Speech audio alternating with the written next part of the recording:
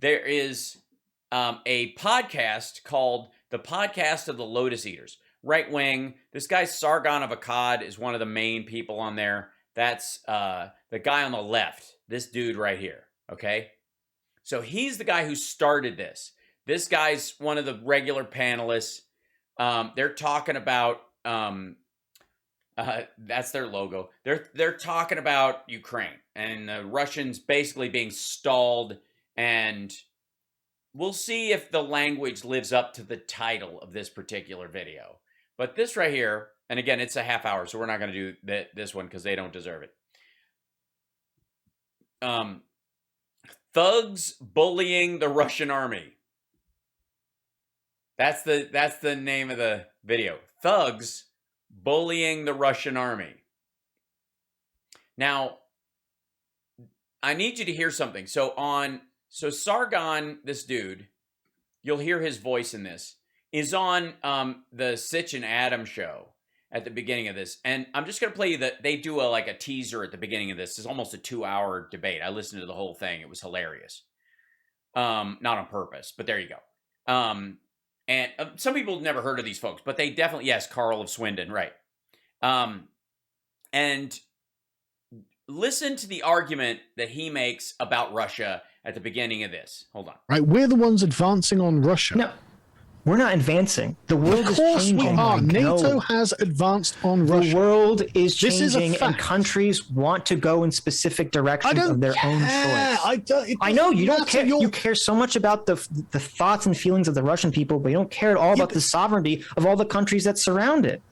I can completely understand Putin, or even if it's true, the broader Russian perspective about what they want their place in the world to be.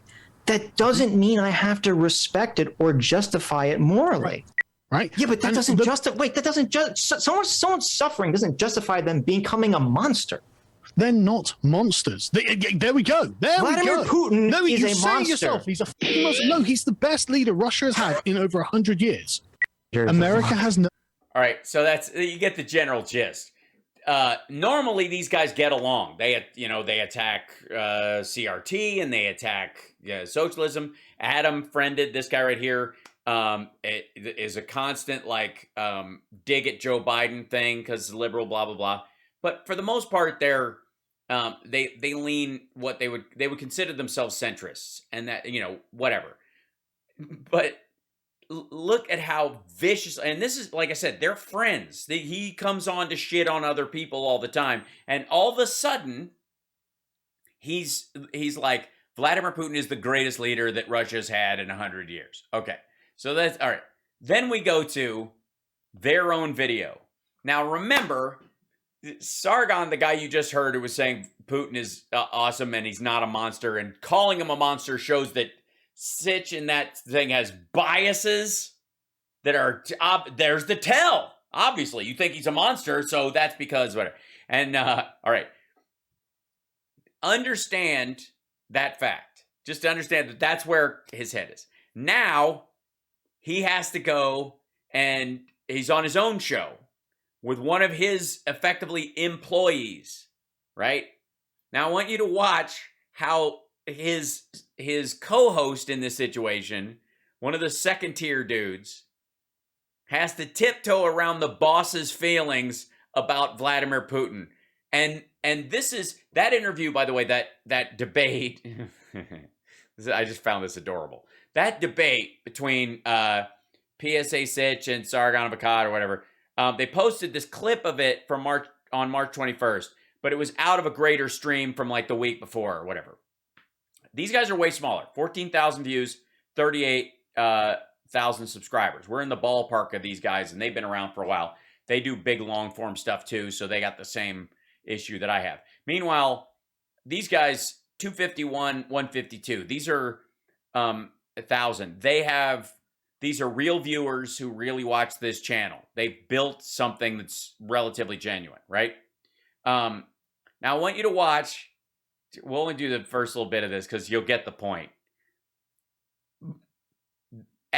Days later, in that debate, by the way, Sargon Carl was making the case that they're going to surround Kiev in a matter of days. It'll all be over. The cities are going to be taken. The Russians are going to kick ass. The Ukrainians have no fucking hope. There you go. Right. So, no, that's how he thought at the beginning of this. This one is, further in. And just watch his fucking face. This is so good. Let's have a look at this map. This is the Russian invasion. Look, and he's holding on to his iPad like, here we go. Of Ukraine. Now, I don't know if you're aware, but 3 weeks ago there was an invasion of Ukraine by Russia. I have heard something about it on the news. I know the news hasn't come. We'll start off with something light. Hardly at all, But yes, so this is, as far as we can ascertain. He's like, oh, lighten the mood or whatever. Look at him. Oof. Just the disgust. And it's so beautiful to watch. Where the borders sit at the moment, and it's reasonably similar to where the borders were sitting last week, to be honest. So you can see Russia has made incursions into the country. They've made reasonable progress in the south, some progress in the east along that sort of long northeast front, and they have forces around Kiev. But one thing... Bullshit. Right. That's the key point, though, isn't it? Yeah, that's the key point, though. Yes, it is. What's the key point? But one thing... That's the key point, though, isn't it? Encircling the capital. That is useful, but I don't think it actually ties into Putin's war goals particularly strongly. I honestly wish I had the Curb Your Enthusiasm music. It seems to me like his main objective is to essentially recreate the state of Novorossiya, which is all of the southern areas with the entire coast. So in that sense, Kiev is something of a distraction. But in terms of winning the war and breaking the enemy's will to fight, it could be very useful. Oh, yeah. But then, of course... Well, yeah. That's true. They're having a big problem, which is they're really struggling to take cities. Because the Russian army mainly consists of vehicle-based troops, these so-called battalion tactical groups of tanks and armored personnel carriers and so on. Tanks aren't very useful in a city. No.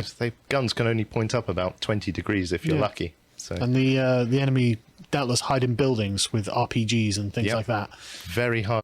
The enemy doubtless hide in buildings with RPG. The enemy. Just making sure you know that there is no one's picking sides to get into them. And so we're seeing at the moment that the Russians, they've made some progress in the countryside and they're surrounding a lot of cities, but they are struggling to actually take them. Yeah. But we can, I think, yeah, conclude that the Russian invasion has not gone as speedily as they may have intended at the start. This is a bit of a slow grind. And according to this site, we can see that actually the Russian losses, if we scroll down, have been quite significant. So this site is reasonably good. And okay, and again, watch how this guy's trying to do the whole like with his boss, and you can just the seething of the guy of Carl, the guy Sargon on the right, or on my right, your left. Sense that it only counts things where there is a photograph or a video showing it. Right. So according to that, it's quite reliable compared to other sites where it's just like, oh yes, the Ukrainian government said they just destroyed 30 helicopters. Yeah. Oh, that's fabulous. Yeah, I'm not taking government press releases on numbers on war in a war on anything, frankly, as factual.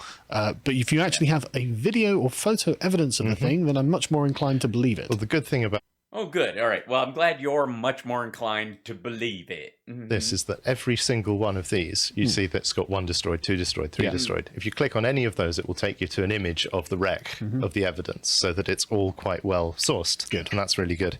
But according to this site, Russia... Which government? Any government right now. Yes, he's totally polishing this turd as best... has lost 1,381 vehicles in the last 3 weeks, including nearly 300 tanks. And this is likely to be an underestimate as well, because it's just the ones that have been recorded. So reading between the lines, they seem to be trading with Ukraine at roughly a 3-to-1 or even 4-to-1 ratio when it comes to military hardware. Can I keep going? Can I keep saying this stuff or I'm going to get fired? Sorry, I'm not going to do much more of this. Quite significantly a disadvantage. I think we can conclude Russia's military is not doing as well as it hoped. What do you think? I think that the Russians don't care, and that their military tactics for the last 300 years have been essentially attrition, and this is totally what they would have expected. Really? Yeah. I imagine so, yeah. I don't... Yeah, I mean, they wanted this to last a fucking month and cost them more soldiers than the U.S. and lost in Afghanistan and Iraq in 20 years. They're averse to taking losses. I think they're used to that. I think the Russians certainly have a much higher capacity to take losses than we do in the West. We will almost, even in a war, think yeah, we have this weird thing about valuing human life. that one death is a tragedy. Yeah. But I think there does get to a point where even the Russians start to think, hang on a minute, this is too much. I don't think we're anywhere near it yet. Really? Oh, yeah. Oh, yeah. Oh, yeah. I mean, they could lose, like, another 10,000. And I don't know. Well, so that is what... I'm sorry. I mean, maybe this is only for me, but fucking hilarious. And you have to understand in context, knowing that this dude was like, Putin's the greatest thing that's ever happened to... That's the greatest. It's the greatest. Like, he knows exactly what he's doing. And then, 17,000 at this point. Well, that's the broader number, more than likely. Just fucking, like... perspective, and I've been following this on both sides of the war. And yeah, I've been following... He's like, I've been looking at both sides. Don't think I'm pro-Ukraine or anything, boss. It does seem like... One thing I've noticed is a lot of people who have taken that perspective as time goes on and on, it starts to seem less like a slow advance and more like it's stalled in some places, that sort of thing. And I guess I'm holding my iPad so that I don't break into a rage. I can't possibly. This is more that you actually look into the Russian army, the more it seems that there are some really significant weaknesses that emerge that you don't have to be reliant on partial media or partial analysis to understand. And that's what I want to take us through today. You what? Because I'm sorry. All right, I'm done with this, but this is like, this goes on like this for the whole fucking, like, half an hour. It's just him going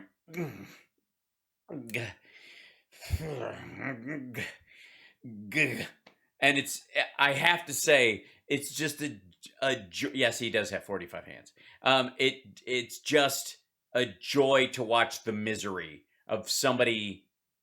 This is very similar in many ways to Jimmy Dore trying to find his way through some stuff that won't point out that he's been an absolute suck up to Putin and an absolute supporter of the attack since day one.